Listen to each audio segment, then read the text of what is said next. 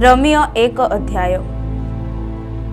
पाउल ख्रीष्ट जीशुଙ୍କ दास व आहूत जणे प्रेरित पुणी ईश्वर आपणा पुत्र आम्भमानक प्रभु जीशु ख्रीष्टଙ୍କ संबंधरे निजर जे सुसमाचार धर्मशास्त्र रे आपणा भाववादी मानक द्वारा पूर्वरे प्रतिज्ञा करथिले सेही सुसमाचार निमंते पृथकीकृत से रोम रे थिबा ईश्वरଙ୍କ प्रिय व आहूत समस्त साधुଙ୍କ निकटकू पत्र लेखु अछि।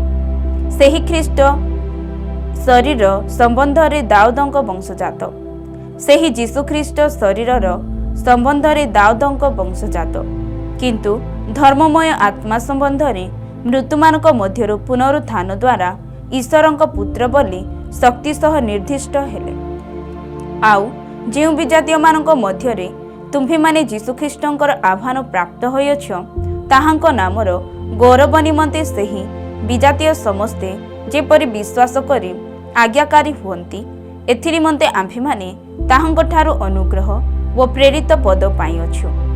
आम्भमानक पिता ईश्वर व प्रभु जीशु ख्रीष्टଙ୍କ ठारू अनुग्रह व शांति तुम्भमानक प्रति हेउ।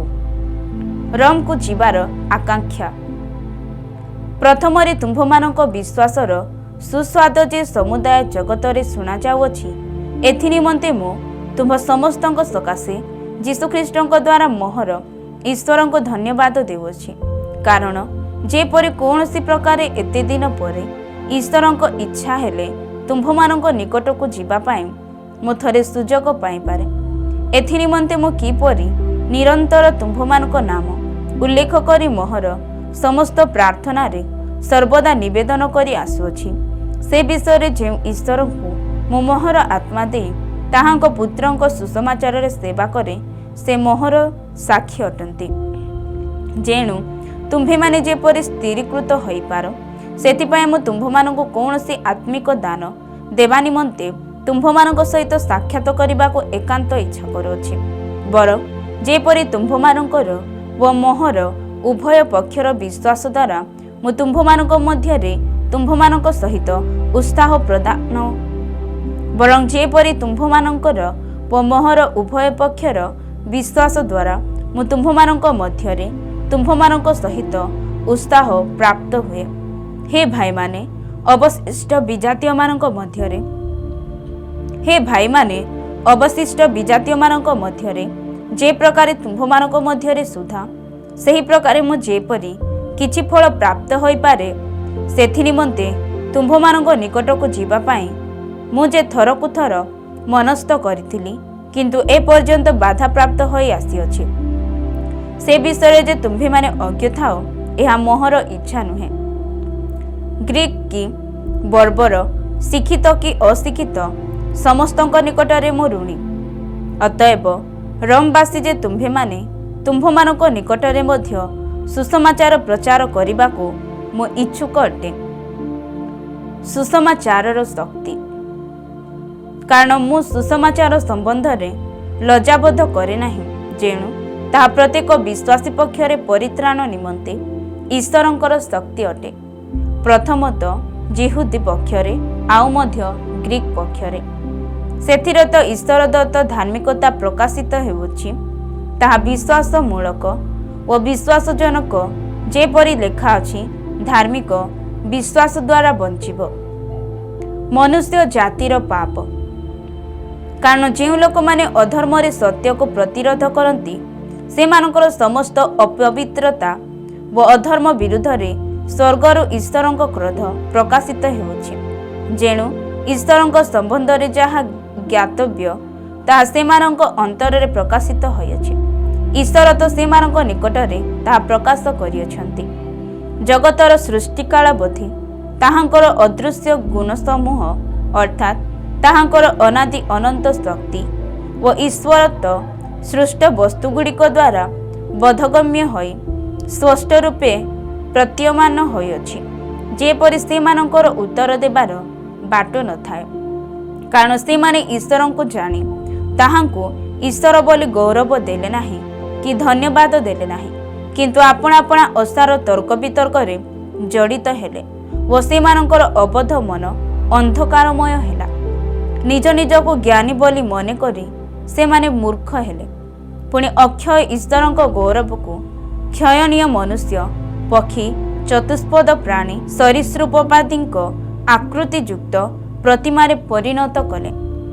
एणु ईश्वर सेମାନଙ୍କ हृदयर कु अभिलाष अनुसार सेମାନଙ୍କୁ ଅଶୁଚିତାରେ समर्पण कले, जेपरि सेମାନଙ୍କ शरीर परस्पर द्वारा कलुषित हुए।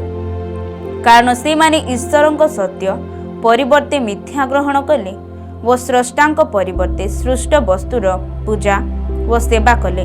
से जुगे जुगे धन्य आमेन। एही कारणरू ईश्वर सेମାନଙ୍କୁ जघन्य पाप प्रवृत्ति रे समर्पण कले, कारण सेମାନଙ୍କ स्त्री माने स्वाभाविक व्यवहार परिवर्ते अस्वाभाविक व्यवहार कले। पुणी सेहीपरि पुरुष माने मध्य स्वाभाविक स्त्री संग परित्याग करी परस्पर आपण आपण कामानल रे दग्ध हेले। पुरुष सहित पुरुष कुशित कर्म कले, पुणी आपण आपण ठारे स्व स्व भ्रष्टतार समुचित प्रतिफल पाइले। आउ जेपरि सेमाने ईश्वर विषयक ज्ञान ग्रहण करबाकू अस्वीकृत हेले, सेहीपरि ईश्वर अनुचित कर्म करबा निमंते सेमानको भ्रष्ट मध्य समर्पण कले। सेमाने सर्व प्रकार अधर्म, दुष्टता, लोभ, हिंसा, ईर्षा, बध, विवाद, छल व मंदतारे परिपूर्ण। सेमाने कर्णेजप, निंदक, ईश्वरंकर घृण्य, अत्याचारी, दाम्पिक, अहंकारी, दुष्टकर्मर उत्पादक, पितामातांकर अनाज्ञाबह, निर्बोध, नियम भग्नकारी व स्वाभाविक स्नेहरहित व निर्दय अटंती। जे माने एहीपरि आचरण करती सेमाने जे मृत्युर योग्य। ईश्वरंकर एही विधान सेमाने जानिले सुधा केवल जे एही प्रकार आचरण करती ताहा नुहे, किंतु एहीपरि आचरण करुथिबा लोकमानंक पक्ष आनंदरे समर्थन करती। रोमियो 2 अध्याय। ईश्वरंकर न्याय विचार। अतएव हे मनुष्य, विचार करुथाओ जे तुम्भे जे केही हुओ, तुम्भर उत्तर देबार बाट नाही। कारण जो विषय तुम्भे अन्यर विचार करुथाओ सेही विषय तुम्भे आपना को दोषी करथाओ। जेनु विचार करुथाओ जे तुम्भे निजे सेही प्रकार कर्म करुथाओ। आउ जे माने एही प्रकार कर्म करंती सेमानंक विरुद्धरे ईश्वरंकर विचार जे न्याय संगत, एहा आम्भे माने जाणु। आउ हे मनुष्य, जे माने एही प्रकार कर्म करंती सेमानंकर विचार करी आपे सेही प्रकार करुथा जे तुम्भे ईश्वरंक विचाररू पलायन करी पार बोली कौन मने करूअछ, किंबा ईश्वरंक कृपा जे तुम्भकू मन परिवर्तन आड़कू घेनी जीवाकू चेष्टा करे। एहा न जानी तुम्भे कि ताहांकर कृपा, धैर्य व चिर सहिष्णुता रूप धन सबु तुच्छ करूअछ। किंतु तुम्भे आपणा कठिन व अपरिवर्तित हृदय अनुसार जेउ दिन ईश्वरंकर न्याय विचार प्रकाश पाइब, सेही क्रोधर दिन रे निज पाई क्रोध संचय करूअछ। से प्रत्येक लोकंकु निज निज कर्म अनुसार फल देवे। जे माने धैर्य सहित उत्तम कर्म करी गौरव, सम्मान व अमरता अन्वेषण करती सेमानंकु अनंत जीवन प्रदान करिवे। किंतु जे माने स्वार्थपर पुणी सत्यर अनाज्ञाबह, मात्र अधार्मिकतार आज्ञाबह, सेमानंक प्रति क्रोध व कोप घटिब। प्रथमरे जिहुदी व मध्य ग्रीक प्रत्येक दुष्कर्मकारी लोकर प्राण उपरे क्लेश व संकट घटिब। मात्र प्रथमरे जिहुदी व मध्य ग्रीक प्रत्येक सत्कर्मकारी प्रति गौरव व सम्मान व शांति घटिब, कारण ईश्वरंक निकटरे मुखापेक्षा नाही। व्यवस्था व ईश्वरंकर विचार। जेणु जेते व्यवस्था विहीन होई पाप करियछंती सेमाने मध्य व्यवस्था बिना विनष्ट हेबे। आउ जेते व्यवस्था प्राप्त होई पाप करियछंती सेमाने व्यवस्था अनुसार विचारित हेबे। कारण व्यवस्थार श्रोता माने ईश्वरंक साक्षातरे धार्मिक नुहंती, किंतु व्यवस्था पालनकारी माने धार्मिक गणित हेबे। जेणु विजातीय मानकर सही व्यवस्था नथिले सुधा जेतेबेले सेमाने स्वाभाविक भावरे व्यवस्था अनुଯାୟୀ कर्म करती, सेतेबेले सेमाने व्यवस्था न पाइले हे आपे आपण आपणा प्रति व्यवस्था स्वरूप अटंती। कारण सेमाने व्यवस्थार कर्म आपण आपणा हृदय रे लिखित बोली देखांती। ସେମାନଙ୍କ ବିବେକ ମଧ୍ୟ ସେଥିର ସାକ୍ଷ୍ୟ ଦିଏ। ଆଉ ସେମାନଙ୍କ ମନର ତର୍କ ବିତର୍କ ସେମାନଙ୍କୁ ଦୋଷୀ କିଏ ବା ନିର୍ଦ୍ଦୋଷ କରେ। ଯେଉଁ ଦିନରେ ଈଶ୍ୱର ମୋହର ସୁସମାଚାର ଅନୁସାରେ ଯୀଶୁ ଖ୍ରୀଷ୍ଟଙ୍କ ଦ୍ୱାରା ମନୁଷ୍ୟମାନଙ୍କର ଗୁପ୍ତ ବିଷୟଗୁଡ଼ିକ ବିଚାର କରିବେ, ସେହି ଦିନ ଏହା ପ୍ରକାଶ ପାଇବ।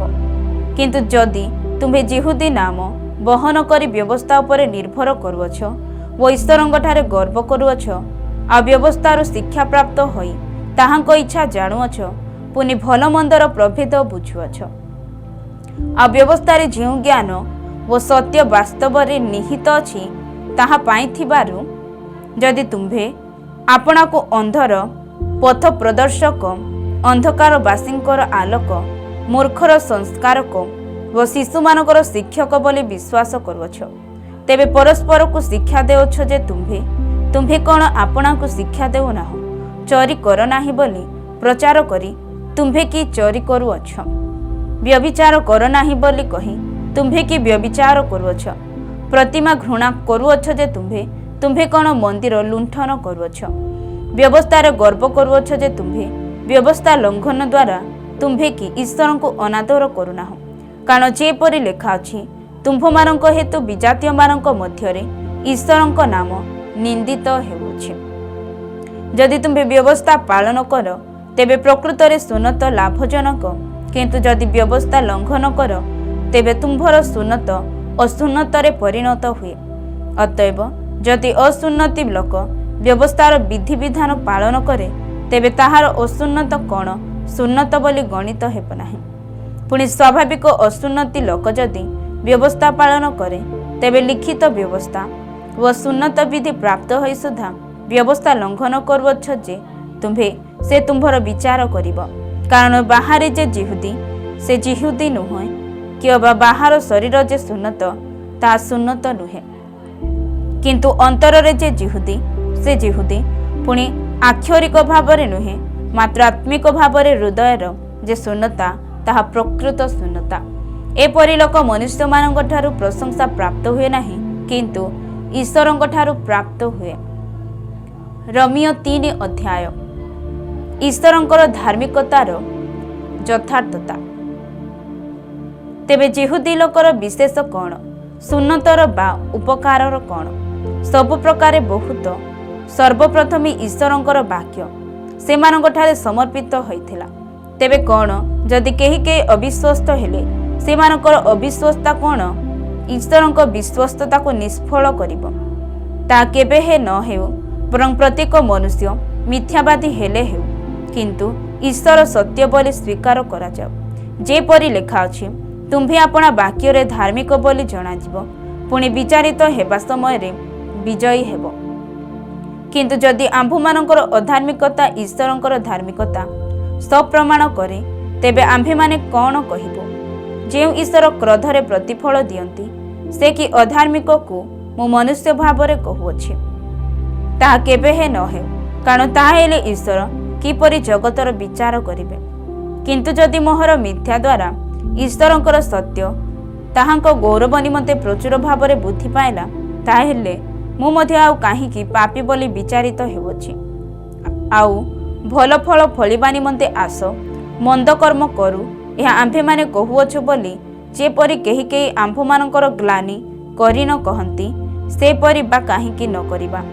ଏମାନଙ୍କର ଦଣ୍ଡ ଯଥାର୍ଥ। କେହି ଧାର୍ମିକ ନୁହଁ। ତେବେ କ'ଣ ଆମ୍ଭେମାନେ କି ଅନ୍ୟମାନଙ୍କ ଠାରୁ ଶ୍ରେଷ୍ଠ? ନା କୌଣସି ପ୍ରକାରେ ନୁହେଁ। କାରଣ ଯିହୁଦୀ ଓ ଗ୍ରୀକ୍ ସମସ୍ତେ ଯେ ପାପର ଅଧୀନ, ଆମ୍ଭେମାନେ ପୂର୍ବରେ ଉଭୟଙ୍କ ବିରୁଦ୍ଧରେ ଏହି ଅଭିଯୋଗ କରିଅଛୁ। ଯେପରି ଲେଖା ଅଛି, ଧାର୍ମିକ କେହି ନାହିଁ, ନା ଜଣେ ସୁଦ୍ଧା ନାହିଁ। ଯେ ବୁଝେ ଏପରି କେହି ନାହିଁ, ଯେ ଈଶ୍ୱରଙ୍କର ଅନ୍ୱେଷଣ କରେ ଏପରି ଜଣେ ନାହିଁ। ସେମାନେ ସମସ୍ତେ ବିପଥରେ ଯାଇଅଛନ୍ତି, ଏକ ସାଙ୍ଗରେ ଅକର୍ମଣ୍ୟ ହୋଇଅଛନ୍ତି। ଯେ ସତ୍କର୍ମ କରେ ଏପରି କେହି ନାହିଁ, ନା ଏପରି ଜଣେ ହେଲେ ନାହିଁ। ସେମାନଙ୍କ କଣ୍ଠ ଉନ୍ମୁକ୍ତ ସମାଧି, ସେମାନେ ଆପଣା ଆପଣା ଜିହ୍ବାର ଛଳନା କରିଅଛନ୍ତି। ସେମାନଙ୍କ କଣ୍ଠ ଉନ୍ମୁକ୍ତ ସମାଧି, ସେମାନେ ଆପଣା ଆପଣା ଜିହ୍ବାରେ ଛଳନା କରିଅଛନ୍ତି। ସେମାନଙ୍କ ଅଷ୍ଟ ତଳେ କାଳ ସର୍ପର ବିଷ ଅଛି। ସେମାନଙ୍କ ମୁଖ ଅଭିଶାପ ଓ କଟୁତାରେ ପୂର୍ଣ୍ଣ। ସେମାନଙ୍କ ପାଦ ରକ୍ତପାତ କରିବାକୁ ଦ୍ରୁତଗାମୀ। ସେମାନଙ୍କ ପଥରେ ବିନାଶ ଓ କ୍ଲେଶ। ପୁଣି ଶାନ୍ତିର ପଥ ସେମାନେ ଜାଣନ୍ତି ନାହିଁ। ଈଶ୍ୱରଙ୍କ ଭୟ ସେମାନଙ୍କ ଆଖି ଆଗରେ ନଥାଏ। ଆଉ ଆମ୍ଭେମାନେ ତ ଜାଣୁ ଯେ ବ୍ୟବସ୍ଥା ଯାହା ଯାହା କୁହେ ସେହି ସବୁ ବ୍ୟବସ୍ଥାଧୀନ ଲୋକମାନଙ୍କୁ କୁହେ, ଯେପରି ପ୍ରତ୍ୟେକ ମୁଖ ବନ୍ଧନ କରାଯିବ ଓ ସମସ୍ତ ଜଗତ ଈଶ୍ୱରଙ୍କ ବିଚାରରେ ଦଣ୍ଡନୀୟ ହେବ। କାରଣ ବ୍ୟବସ୍ଥାର କ୍ରିୟାକର୍ମ ଦ୍ୱାରା କୌଣସି ପ୍ରାଣୀ ତାହାଙ୍କ ଛାମୁରେ ଧାର୍ମିକ ଗଣିତ ହେବ ନାହିଁ, ଯେହେତୁ ବ୍ୟବସ୍ଥା ଦ୍ୱାରା ପାପର ଜ୍ଞାନ ଜନ୍ମେ। ବିଶ୍ୱାସ ଦ୍ୱାରା ଈଶ୍ୱରଙ୍କର ଧାର୍ମିକତା। କିନ୍ତୁ ଏବେ ବ୍ୟବସ୍ଥା ବ୍ୟତୀତ ଈଶ୍ୱରଙ୍କର ଧାର୍ମିକତା ପ୍ରକାଶିତ ହୋଇଅଛି। ଆଉ ତାହା ବିଷୟରେ ବ୍ୟବସ୍ଥା ଓ ଭାବବାଦୀମାନଙ୍କ ଧର୍ମଶାସ୍ତ୍ରର ସାକ୍ଷ୍ୟ ଦେଉଅଛି। ଅର୍ଥାତ୍ ଈଶ୍ୱରଙ୍କର ଯେଉଁ ଧାର୍ମିକତା ଯୀଶୁ ଖ୍ରୀଷ୍ଟଙ୍କଠାରେ ବିଶ୍ୱାସ କରିବା ଦ୍ୱାରା ସମସ୍ତ ବିଶ୍ୱାସୀଙ୍କ ପ୍ରତି ବର୍ତ୍ତେ, କାରଣ କୌଣସି ପ୍ରଭେଦ ନାହିଁ। ସମସ୍ତେ ତ ପାପ କରିଅଛନ୍ତି, ପୁଣି ଈଶ୍ୱରଙ୍କର ଗୌରବ ରହିତ ହୋଇଅଛନ୍ତି। ପୁଣି ସେମାନେ ବିନା ମୂଲ୍ୟରେ ତାହାଙ୍କ ଅନୁଗ୍ରହରେ ଖ୍ରୀଷ୍ଟ ଯୀଶୁଙ୍କଠାରେ ଯେଉଁ ମୁକ୍ତି ଅଛି ତଦ୍ୱାରା ଧାର୍ମିକ ଗଣିତ ହୁଅନ୍ତି। ଈଶ୍ୱର ଆପଣା ସହିଷ୍ଣୁତାର ପୂର୍ବକୃତ ପାପ ସବୁ ଉପେକ୍ଷା କରିଥିବାରୁ ନିଜ ଧାର୍ମିକତା ପ୍ରକାଶ କରିବା ନିମନ୍ତେ ତାହାଙ୍କୁ ତାହାଙ୍କ ରକ୍ତରେ ବିଶ୍ୱାସ ଦ୍ୱାରା ପ୍ରାୟଶ୍ଚିତ ବଳି ରୂପେ ପ୍ରଦର୍ଶନ କରିଅଛନ୍ତି। ପୁଣି ବର୍ତ୍ତମାନ କାଳରେ ଆପଣା ଧାର୍ମିକତା ପ୍ରକାଶ କରିବା ନିମନ୍ତେ ସେ ଏହା କରିଅଛନ୍ତି, ଯେପରି ସେ ସ୍ୱୟଂ ଧାର୍ମିକ ଓ ଯୀଶୁଖ୍ରୀଷ୍ଟଙ୍କଠାରେ ବିଶ୍ୱାସୀକୁ ଧାର୍ମିକ ଗଣନାକାରୀ ବୋଲି ପ୍ରକାଶିତ ହୁଅନ୍ତି। ତେବେ ଗର୍ବ କେଉଁଠାରେ? ତାହା ଦୂରୀକୃତ ହେଲା କି ପ୍ରକାର ବ୍ୟବସ୍ଥା ଦ୍ୱାରା? କ'ଣ କ୍ରିୟାକର୍ମର ବ୍ୟବସ୍ଥା ଦ୍ୱାରା? ନା ବିଶ୍ୱାସର ବ୍ୟବସ୍ଥା ଦ୍ୱାରା? ନା ବିଶ୍ୱାସର ବ୍ୟବସ୍ଥା ଦ୍ୱାରା?